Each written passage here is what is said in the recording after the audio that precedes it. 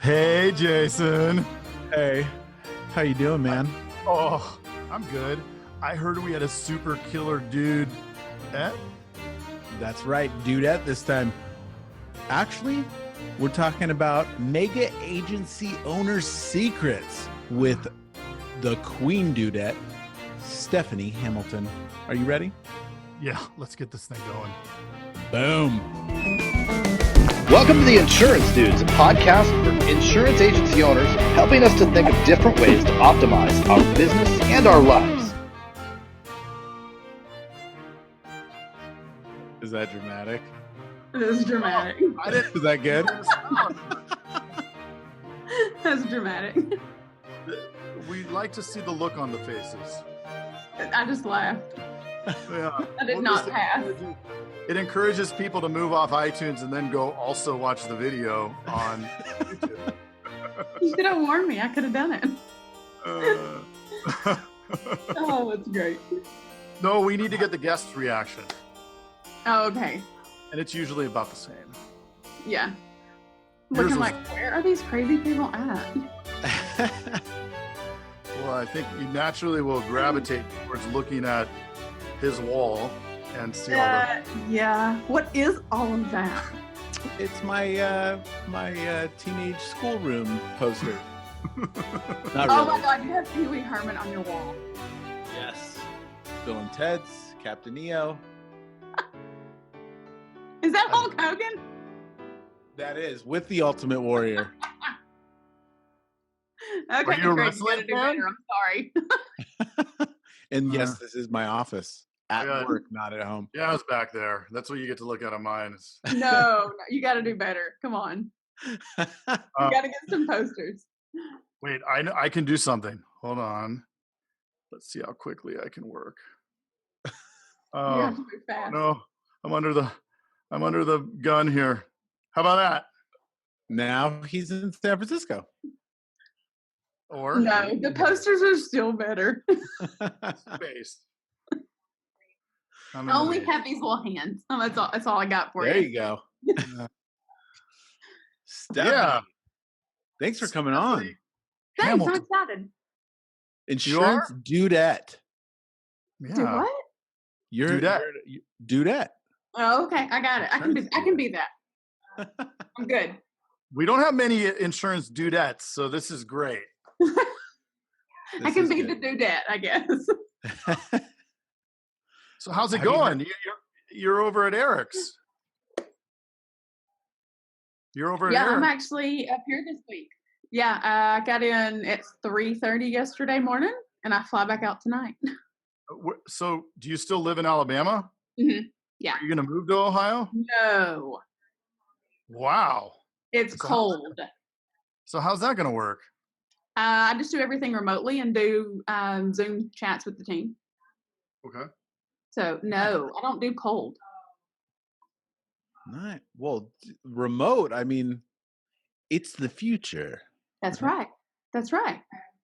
So, This- so tell us a little bit for somebody that doesn't know you or anything. Tell us a little bit about your background, your history, what got you in the insurance business, and what you do now. All right. So let's see. I got in the insurance business. I'm going to tell my age here, and I'm not really excited about it.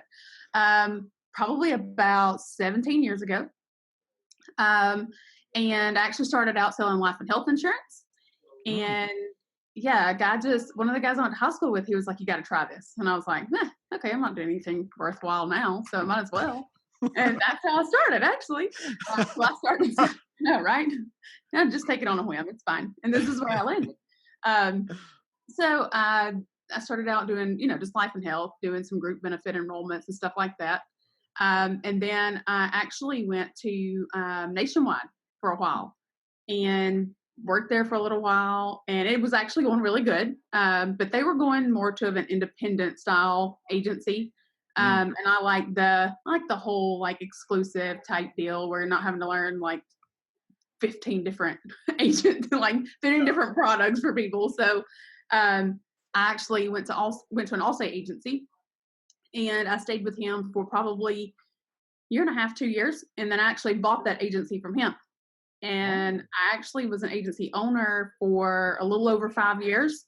And, had kids, husband's a police officer, so I was like, dude, this is just too much. Like, I have little bitty babies. I'm on my own agency. I was like, this is overwhelming, and you're never home. So, so I actually sold it and went to work for a mega agency. And I was there a little over 3.5 years. And I was actually the sales trainer, coach, door changer, whatever you want to call me for that day. And I actually helped them build a coaching and training program. And I just actually wanted to do a little more and kind of go out and venture out a little on my own and do a little of my own thing every once in a while. So now I'm actually working remotely in Ohio. So I like it. It's fun. This is actually my second week. Congratulations. Yeah, it's fun. I like it. Cool. So what I mean, that's a big change. Yeah. How is it working remotely? You know what's funny is they see like as much as you see of me. So I can have on a cute shirt, my hair can be fixed, and I can have on shorts and flip flops. And it's great. I mean, is it better than that? Yeah. Pajama pants, super baggy pajama pants. Yeah. I mean, you're not saying anything else, so it doesn't really matter. Yeah. That's what I do normally at the office. Right. Well, I came from an environment that was super non-casual, like very business, very, uppity kind of deal. So it was definitely a big change for me to be able to wear my shorts to work. Yeah. Well, even when you're there at Eric's, I mean, I'm under the impression there's foosball tables and bean bags and all kinds of. There's a swing. So he took a picture of me in this swing earlier with my feet propped up on a table, and I was like, "That's so professional, Eric." I was like, we don't post that anywhere. So with all the environments that you've been in, I'm curious because I freaking hate collars. I don't like wearing suits. Like, I loathe wearing suits. Anybody that knows me is like, Jason, You're not wearing one? No, and like a tie, I feel like it's a noose. Right. Like, I hate that. But environment-wise, pros, cons. What do you feel? What kind of being in such a conservative environment, and then all your experience, pros and cons? What do you think? Moving to a fun environment. I'm kind of 50-50 actually. I like the whole super conservative environment because it kind of ups people's game a little, just because they I feel like when they dress for success, it definitely kind of ups their game a little. Plus, in that environment also, there were a lot of walk-in customers. So I mean, it was a little different, now somebody walking in my house that I have to talk to. So I'm just face to face with them, and that's all they see. But like when I came up here, it was like, oh my God, like you have heels on and like dress pants, and you're going to be overdressed. And I'm like, this is what I'm used to. I don't know what else to wear. So, I mean, I like both ways. I think it depends on where you are and kind of what environment you're in. It all works. So has your role been consistently the same through the last agency, the current one, and how has that changed? What exactly do you do? How do you implement? Yes, I would say it is. It's going to be a lot the same. I was basically somewhat running the other agency, and that's kind of what I'm going to be doing here. A lot of. I'm trying to take as much off of his plate. I told him my main goal for him was to sit on his back porch and drink beer if that's what he wanted to do. That is the goal for not necessarily him, but for me. If he needs to take off, I don't want him having to check emails. I don't want him having to wonder what's going on. Like, all he's doing is seeing emails come through that say somebody got a sale. Unless the office is on fire, I don't want him to be concerned about it. So that's my goal for this agency. And that's, where we were at the last agency. I kind of feel like we had arrived, so to speak, at the last agency, and it was challenging, but in different ways. So this is back to kind of the challenge I like getting everybody up to speed, getting everybody where they need to be on their goals. Because, you know, being a quote scratch agency versus a mega agency, they have different challenges. And actually, these challenges fit better for my personality. You know, they just, not that there's anything wrong with the megas. It just, I like the challenge of helping somebody go from nothing to a mega. That's fun to me. I like that. I like that part of it. And that's fun for them too. Yeah. Oh, I'm sure. I'm sure. Craig, sorry, I steamrolled you. No, it's you're the steamroller. If you were a wrestler, your wrestling name would be the Steamroller. Maybe it should be. You should get you an outfit and make you a poster. Ah, like one of those onesie outfits, right? With the yes. Yeah. And it has like Steamroller on it. Yeah. You got to get one. Small dude too. It would be funny.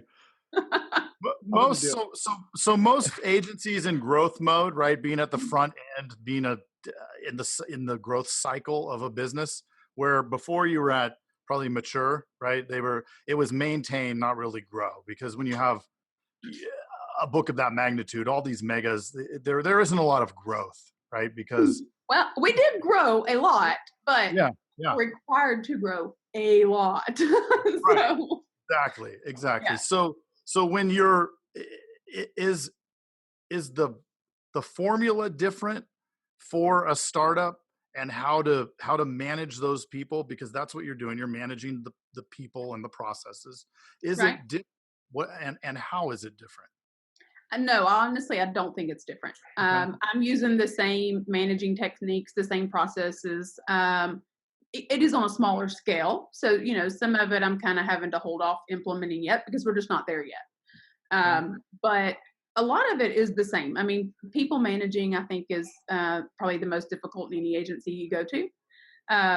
Everybody struggles with that. You know, you just have to, you have to hold them accountable, and that's the same everywhere. You know, people are going to do what you expect of them, and they're not going to do anymore.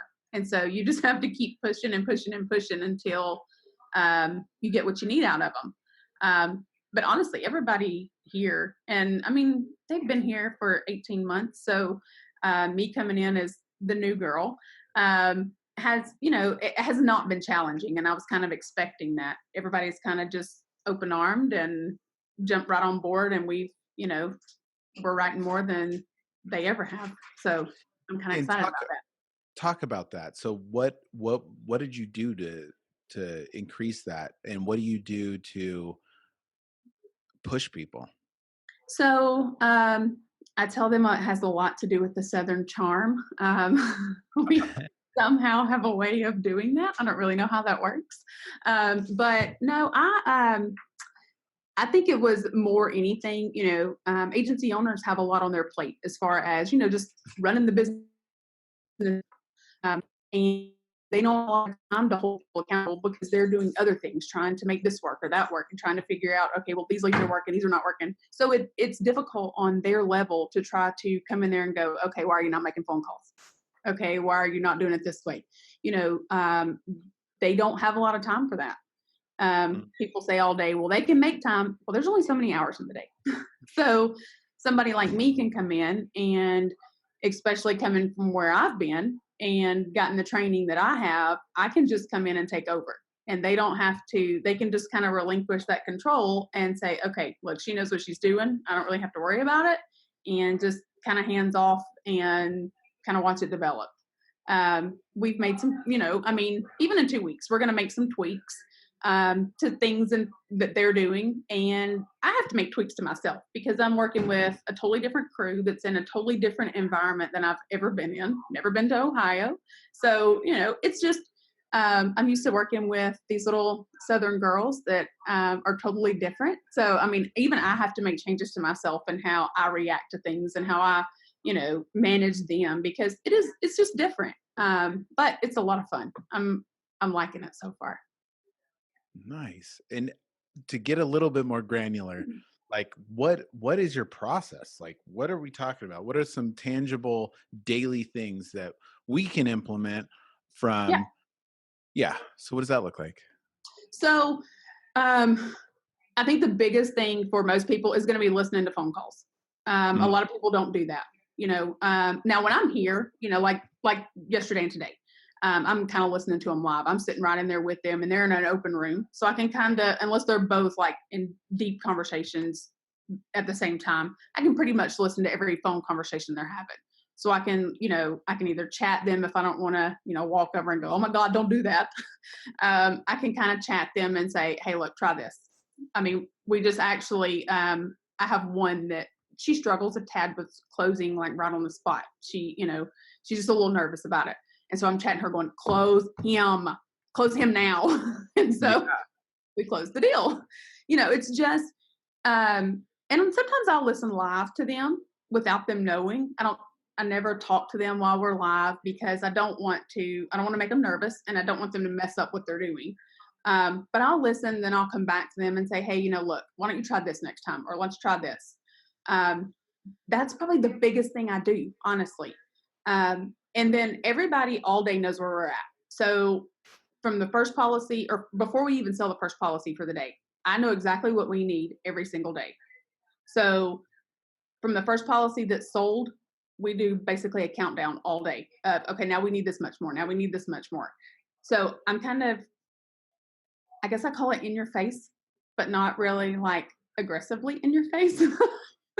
They said they were scared of me, and I was like, why? I'm nice. But it's kind of, it's everybody. I need everybody to be a team player and everybody to know, where we got to go and what we got to do to get there. So if it's out there all day, every day, it's going to be kind of ingrained in them to know where we have to go. And that's important to me because, I mean, I can know, Eric can know, but if the whole team doesn't know like the big picture and where we're trying to go, we're not going to get there. So those are the biggest things to me, though, is keeping it top of mind for everybody and then listening to phone calls.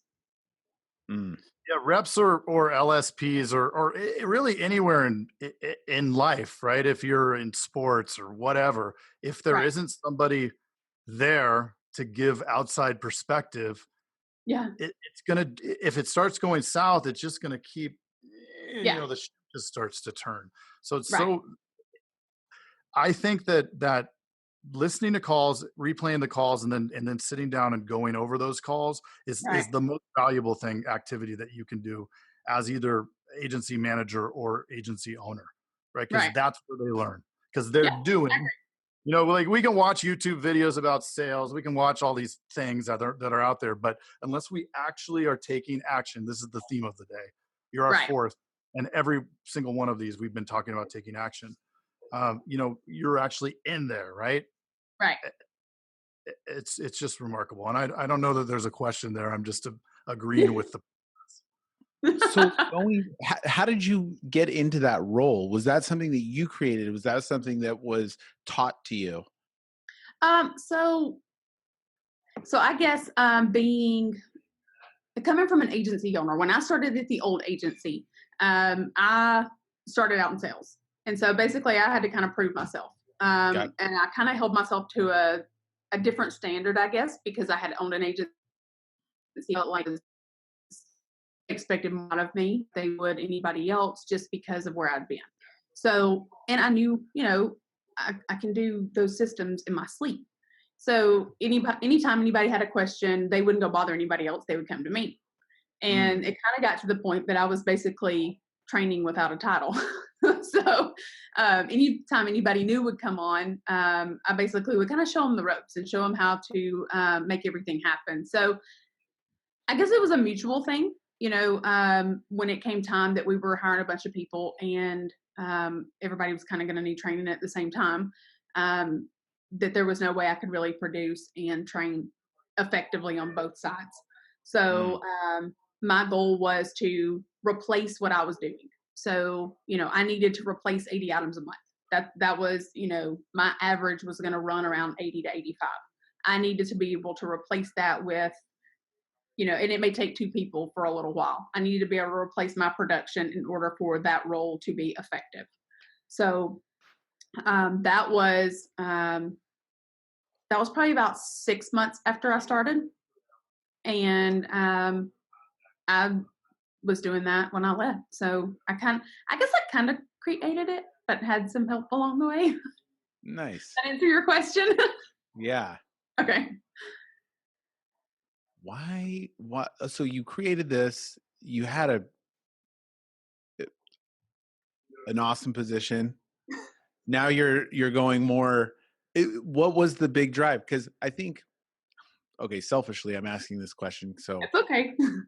as I'm growing, creating these roles and stuff from Right. a retention standpoint, what would have kept you?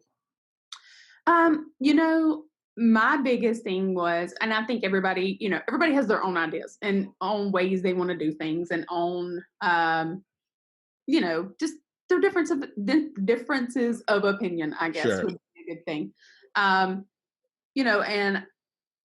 I was to the point that, I was getting asked all the time to come to other agencies, like, come in my agency and train my staff, come to my agency. But that wasn't possible because I had 35 people I was responsible for. So I was not able to, I couldn't leave. And I knew if I could find somewhere remotely that I could work and that would allow me to kind of venture out a little too, and everybody was kind of on the same team and on board with it, that it would all work. So when it came time that I was to that point and I was ready to do that, it was either I was going to do that or I was just going to go buy an agency and do it for myself. So this presented itself and I was like, oh, I got the best of both worlds. So it was going to be really hard for me to travel and coach other teams on my own agency. Just because you need to be in there, especially for the first, 3 or 4 years, you kind of got to be hands-on a lot. Yeah. That wasn't going to be an opportunity for me for a while. And I was like, okay, so I can do this for a while. And then if I want to go open up my own later, I still have that opportunity. So this opportunity presented itself and I jumped all over it. Cool. When we talk about accountability, Mhm. what is your methodology for doing that? I mean, we have a lot of listeners, and then they are always asking how. Right. And I know that it's doing, right? Yeah. Just do it, figure it Right. out. But what specifically are you doing that's getting the results that you're getting? So really and truly, I'm a very motivating person. I'm not going in there, cracking the whip going, you're not doing what I told you to do. That's not my style. Right. I am more, hey, look, I want to know what your goals are, because if I can figure out what you need to do in life, whether it's you're a single mom and you need to buy your first house, whether it's, you want to pay off some loans, whatever that is, I'm going to try to figure that out first. Because when I start trying to hold you accountable, I can remind you why I'm holding you accountable to that. Because Sure. you need to get from point A to point B, and you can't get there doing half the work. You've got to give it all you got. So, but really and truly, it comes down to activity more than anything, especially, on the sales side. So I know how many calls my girls need to make every single day in order to get where we need to get. So if we're at half of that at like 2:00 in the afternoon, I'm like, okay, look, we only got a few hours and we're not where we need to be. I'm like, okay, look, guys, I need this many calls in the next 30 minutes. I need this many calls in the next 30. And I'll kind of start breaking it down in small chunks. Yeah, so that I don't say, look, I need 500 calls in the next 4 hours. I mean, like, It's a little overwhelming, and right? yeah, it breaks it, but that's just like, when an agency owner says, okay, I need to grow 30,000 points in the next however many months, they don't get that. That's not they work on a day-to-day basis. So I break it down to the point that it's small chunks for them so that they can get to where they need to go along the way. And I don't make it I tell them all the time, I'm like, look, this is not about me. This is not about Eric. This is not about the agency. I need you to do this for yourself because you have stuff you want to do. And if I can get them to do it for them, everybody wins. Mm-hmm. Find their driving force, then tie the activity to the result, give them the drive. I mean, it's a simple formula, but one that many agents putting out fires all day long don't end up getting down and doing this most important activity, right? As an agency owner or operations manager, this Right. is the most important activity in addition to those phone calls. Right. Yeah. And I would probably say consistency, right? I mean, Yeah. you were doing that every day, all day, right? Say that one more time. I'm sorry, I missed part of that. You do that. You were doing that every day, all day, and you continue to do that all day, every day. So it's not something like, oh, this week they're into this, but trust me, it's not going to last long. I've been on Right. other. No. And that was a struggle for me in the beginning. I'll be honest. It really took me a while to hold people accountable because that was something that I was like, well, you should know what you're doing, and it was just like, why aren't you doing this? You know what you have to do. So I kind of had to get in the groove of holding people accountable and then getting consistent about it so that I'm not doing something one day and then not doing it for 4 and then doing it again another day. So yeah, it's all day long. I'm reminding them of what we're doing, why we're doing it, and how we're going to get there. That's my biggest problem. Honestly, like I'm always everywhere, and it's like just getting on those consistent things. And when I do, and I get a process and I'm consistent, you see results. Right. But you jump on all these things and you're like, okay, I'm reviewing calls. And then next week you missed them. That's like why you have a me. That's why you have a you. That's right. We need to do Stephanie Hamilton clones. Yeah. Only available on Insurance Dudes. Yeah. I'll start making little me's. Bobbleheads. Shipping them out. It's awesome. That is awesome. What other nuggets, what other pieces of information do you think that seeing it from your side is so awesome because you get to look at it from a non-objective view, right? Is that right? Not subjective. Anyways. Or whatever. Anyway. Whatever we want to call it, it's fine. Right. But you know look what at we're it from a different view, and you can see it from a different perspective. So what do you see? Like help me and Craig right now. Like what's your best advice for us? Really and truly to say that again. Besides having me? Anything without knowing anything about us. Right. Like I know nothing. Yeah. So really and truly, it's to delegate as many tasks as you can. That honestly, because and it's just like, I was talking about Eric. Like he can't do it all. It's literally not possible. There's so many little things that get missed every single day just because there's not enough time and there's not enough use going around. So, if you can find people that can take things from you that you feel good about, that you trust them, but we're not going to have any balls dropped. We're not going to have any issues with, compliance or anything like that. That's probably the biggest thing is because you start replicating things that you can do and take off of your plate to where you're working more on the business instead of in the business. And I never understood that when I owned my own agency. And that's probably why I'm sitting where I'm sitting today is because I did not grasp that. I was like, no, I can't relinquish these things because nobody else is going to do it right. It was more of a, it was a control thing. I didn't want to give any of that up. And and that was one thing when I came here, I was like, okay, you're going to start passing some of this. He's like, what do you want? I said, I want your emails. I want payroll. I want this. I want that. He's like, do you even need me here? No, not really. We're good. We're good. You can go. But that's the biggest thing for agency owners, I think, is find somebody that you can trust, that you can give this to, that retain. Listening to calls is a time sucker, really. And payroll can be a time sucker at times. Give those things away so that you can do more stuff that you need to do to help the agency grow. Yeah, makes sense. Stay at the strategic level. Yeah. Right? The agency owner should be up at the strategic level as, being the business owner, not the business operator. Right? You have somebody else down here working on the tactics that support that overall vision and the strategies that, whatever they are. I'm so glad I remembered this. There was a question so when we talked to Eric, he mentioned 6,000 leads from his current book of business. And we went on through the cast because it went really well. So many great pieces of advice. And I never went back to it. I had it written down and everything. So it's way better to ask you because you did it. Yeah. How did you do that? How did you learn that? And the methodology behind that? So one of the questions he asked me, and I guess I don't know if I was really interviewing or if I was already hired. I'm not really sure how all that worked. I mean, I was kind of like, yeah, I'll take the job. Yeah, do a professional interview. But here he comes. So I'm going to have to listen. He's going to have to listen to me tell this.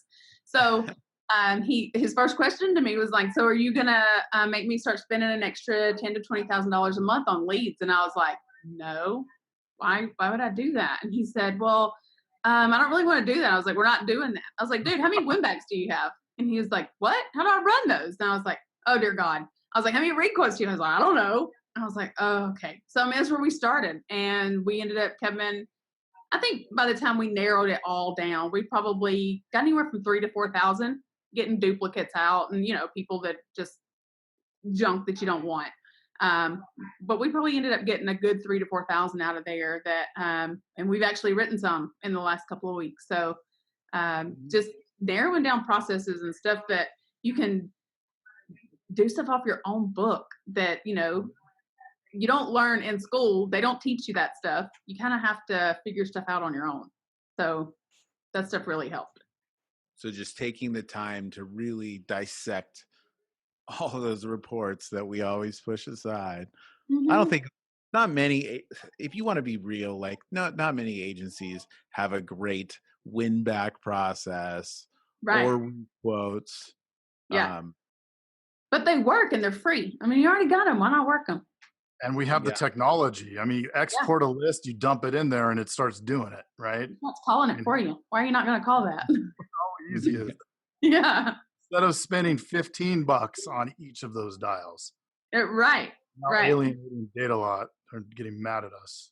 But but it's true, right? Like if each of those 33,000, think of the cost at $15 per. Yeah.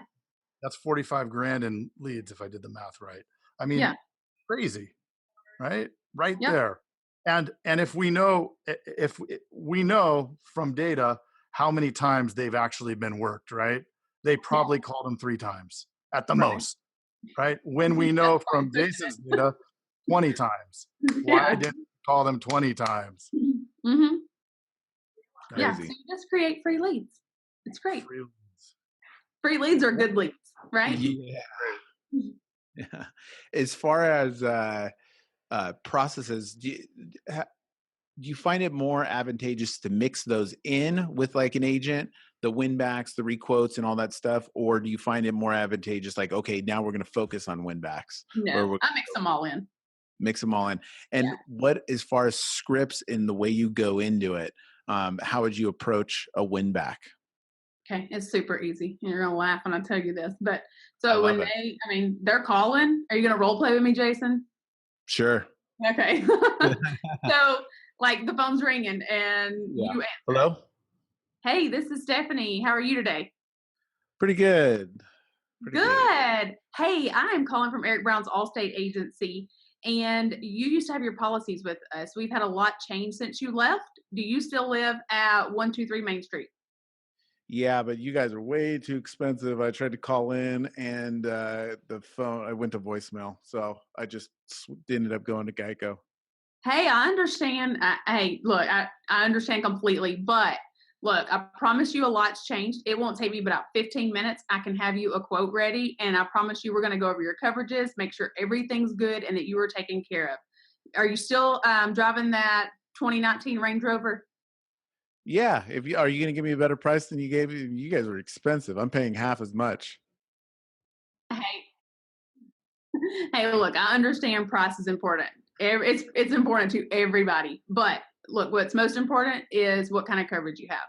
So I'm going to make sure that you do not walk out of here today or that we don't get off the phone without going over what coverage you have and to make sure that you are taken care of. I don't want you calling me in 6 months when you've had a wreck saying, oh my God, I don't know if I have enough to pay for this. No, we're going to make sure you got enough to pay for it. So are you still driving that Range Rover? Boom. There you go. And I think You're that that's one of the objections, Jason. uh, I was like, dang, if he comes up with one more, like, no, but listen, like I hear no, it about happens. everybody in different states and stuff. And I hate ever being negative. I never want to say like, but I'll tell you one thing, California, everybody's too busy for everything. It's all about price. So like ours is really at that point, because we do all that stuff, but it's like now it's a numbers game. We got to hit a lot more people because people are Right. just but those are the real objections that we get, and we get a lot of yeah. hang up and stuff like that. But Yeah. And we get, I mean, I'll be honest, you're going to get those anywhere. And you're probably right. California is one of those states. It's just a monster of its own. But you get a lot of those same objections every single state. It doesn't matter. It's just how you handle them. And then you do have to figure out, how many of these am I going to have to call to get a sale? Because you guys may have to call a lot more of those type people than we do. And you just kind of have to figure out your numbers and, I need to call X amount to be able to get a sale on a win back and start rolling with them. Yep.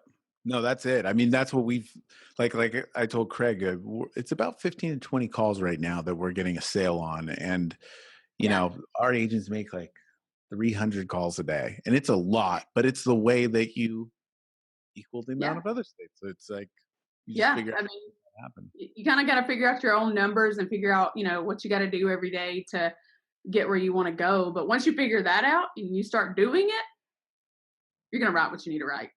And I think when you role played right now, the key piece is everybody says assume the sale. Like you're constantly needing to assume. You kept you explained something, but you never asked, do you want the quote? Like nobody wants a quote. Nobody does. No, I don't want a quote from you. I don't. I don't want to talk about insurance. I don't like it. Do you want a root canal? No. No way. Take the focus off that, right? And Jason's over here focusing on price because that's what at the top of everybody's mind and what they're trained to in this world, right? Is it's about the price. I mean, that's what Geico says. It's what Progressive says. It's what they all try to tell us. And so you're just steering it back to coverage, right? If you little small wins every time that you say, look, we're going to get you the right coverage. I agree. The price is super important. However, we need to look at the coverages because that's even more important. When you have an accident and you've hit somebody and they're laying on the side of the road and are going to sue you, are you concerned about how much it costs? Or are you concerned that you have $1 million of protection? Right. What's most important at that moment? Right. We had one. Actually, I think it was the first of this week. They had actually gone to Progressive and they had slashed their coverages to state minimums. And so, and we got them back and gave them what they needed. So, it's, people don't understand when they go somewhere else and they're just getting a cheaper price. They don't really understand what's happening in that process because it's not explained to them. They signed the policy, they got what they got, and just hope to God they don't get in a wreck during the process. Right. Yep. The cheapos are going to focus on the price because that's how they win, right? That's right. We're going to focus on the coverages because that's how our clients win. Right. And so that's where the fundamental difference is we actually care about their outcome, right? That they don't even know that they have. Their most important outcome is to have the right coverage. Right. At the end of the day, that's it. They don't know it. They think it's to have the best price. Yeah. But you did a great job. Thanks. And I've noticed too, like, tell me from both of you guys in your agencies, I've noticed that agents think that they've gone through the quote and they've built all the value and stuff. But like the next day or the day after, if you talk to them, it's like the client doesn't realize or they don't remember all that stuff. So you got to like resell them. So it's hard to like, for me, like we're conscious about it now in the office, but letting everyone know, listen, every time you get on the phone, you need to resell those benefits and coverages and everything as if they don't know, because chances are there's no way they memorize what you said.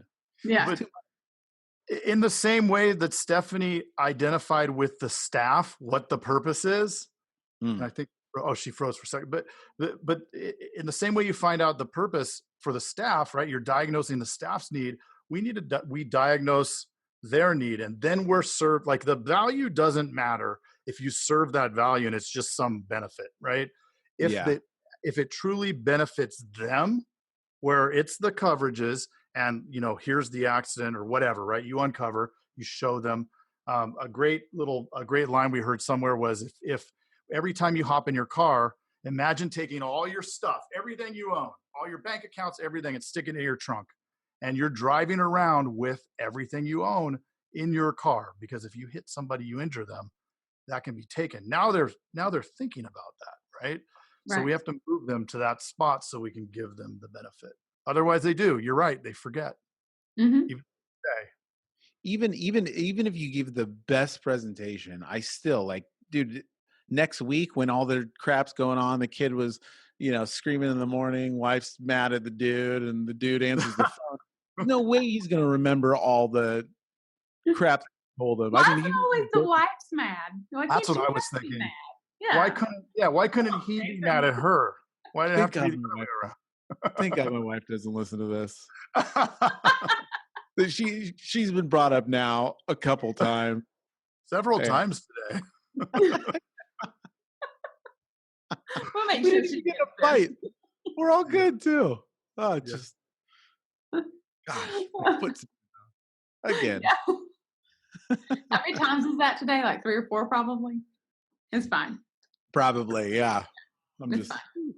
Yeah. You guys are such a good combination too, because you're here tactical. Eric's very strategic, and how does that interaction, like, how often are you guys talking? Because you said he could go drink beer, or, and I know that isn't what he wants to do because he's pretty active in a lot of different things. He's sitting here laughing. Right. So He said how it's does bourbon, not beer. Sorry. poke your head in, Eric? Say hi. He said, "Poke your head in, say hi." Hey, there he is. Look at that. hey. Yeah. How does that work, and how much interaction is there? Well, I mean, of course, there's been a lot more in the past 2 days because I've been here. But honestly, we probably talk 4 or 5 times a day. 3 or 4. Yeah. I mean, if we're not talking, somebody's texting the other one. And this is all new, I guess, really for both of us. So it's a newer process. As time goes on, we may not talk as much. We may talk more depending on what all's going on. But we actually talk quite a bit throughout the day. He always knows what I'm doing and what's going on, and like what I'm telling the girls, so that if I'm not in the office and I'm like, hey, can you run in there and, fix this or do that? Or if he's out of the office, I know where he's at. I know what's going on. That way, we're always kind of both on the same page, so that there's no disruption in anything. Do you Communication. document that? Do you have some sort of like strategy session to know like where to go and create clarity and all the fun stuff? Yeah, I just gave you access to my calendar. I was about to say, yeah, I kind of just have access to everything. I was like, hey, I need this, and this. Okay. Nice. And how easy is it now? It's 2019. You can give access to all these different things, and it's everybody's accessible at every moment. You just got to be willing to do it. Honestly, if you're willing to do it, you got somebody that you can trust, and that's got the agency's best interest at heart, and you're willing to do that. I don't know why you don't, because that can just free up so much more of your time for you to do other things that you need to be doing. So it makes life so much easier. Yeah. Quick question. Did you create an exit plan? Like when you've changed roles? Did I create an exit plan? From one agency to another? Yeah, like because in my mind, I kind of did, I guess. No, I mean, because I'm thinking selfishly, like, okay, so I'm building this role, and you got to have somebody on deck that can. You always got to have somebody on deck, right? They can replace a role or something like that. Is that something that was implemented, or is that something that I don't know? No, because I don't know how to say that. So no. Yeah, I don't know. I don't know. Which is something that's scary, right? If you have a Stephanie Hamilton who's doing it all for you, and then Stephanie Hamilton is no longer there, there's a big hole to plug, right? Like we need, there's all of a sudden a lot of water coming in the boat, right? And how do you fix Right. that? Yeah. But I would fix the boat from sinking. Yeah, and I would also say this. I mean, that's a good thing to do. I mean, as you're delegating and all this stuff, I mean, creating processes and being able to, I mean, if it's written down, somebody can follow it, right? So it's like, yeah. And that's one of the good things for agency owners to be aware of, though, is that, you kind of need to be on the same page with the people that are in your agency, especially if you're going to put them in a leadership role. Make sure that you're always talking to them. You always know what's going on, because things like this do happen. And, there is no exit strategy. You kind of have ideas, and then they start to transpire, and you figure out real quick that you can make it happen. And it's either a do or die kind of thing. You kind of have to jump on board. And, if you don't support their ideas and you're not all on the same page, then things like that do happen, and there is an exit. So yeah. And then, but that's all business, and that's the way it's going to go, especially when you're successful and all that stuff. It's just it happens. Yeah. You're asking hard questions over here. He's asked the hard questions, Craig. You didn't warn me about that. Yeah. I know. Well, I'm just, honestly, I'm just curious. Like, I love business in general. Like, I would probably say like business and processes are more interesting to me than insurance. Could you believe I that? agree. Yeah. And the execution of those processes, right? Like, just to see them through, and then what's not. What is testing. Cool. Insurance is not that interesting. I mean, it is what it is. Everybody's got to have it, but I like to figure out how you can make it better. So I'm kind of with him on that. Yeah. Well, until we started doing this, like I would tell people that, like, insurance is boring. Like, it is boring. What says that? Like, it's not exciting. No, it's not. Nobody wants to talk about it. No. We're all selling the same thing. We're just doing it a little different. Yeah. I mean, really. One agent was so funny. He always says that he's hawking snake oil. But he's joking, of course. You know what I mean? But like, he says, I'm a snake oil salesman. Can you please message me his name, because he and I would probably get along great. I love that stuff. I love it too, because I mean, I don't think that, but I mean, a lot of people do think that. It's fun to make fun of us because we're all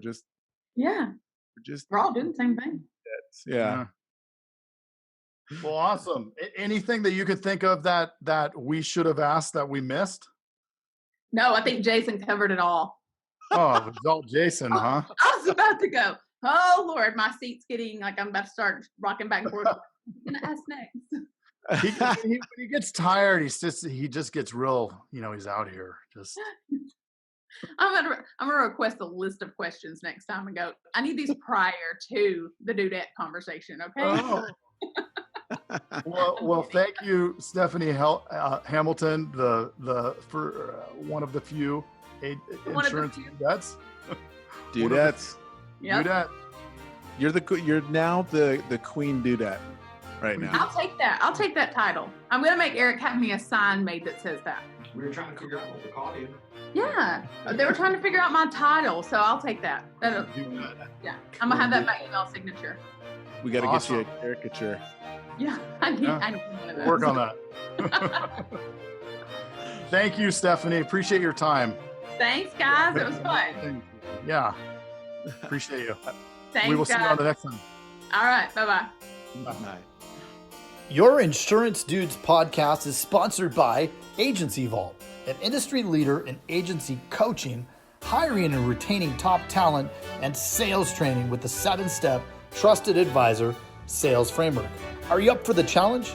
For $99, you'll get 28 days of access and an opportunity to join our private platinum coaching group. For more information, navigate to www.agencyvault.com. Hey, thanks for checking out the Insurance Dudes. Hey, please subscribe. We got some really great stuff coming out.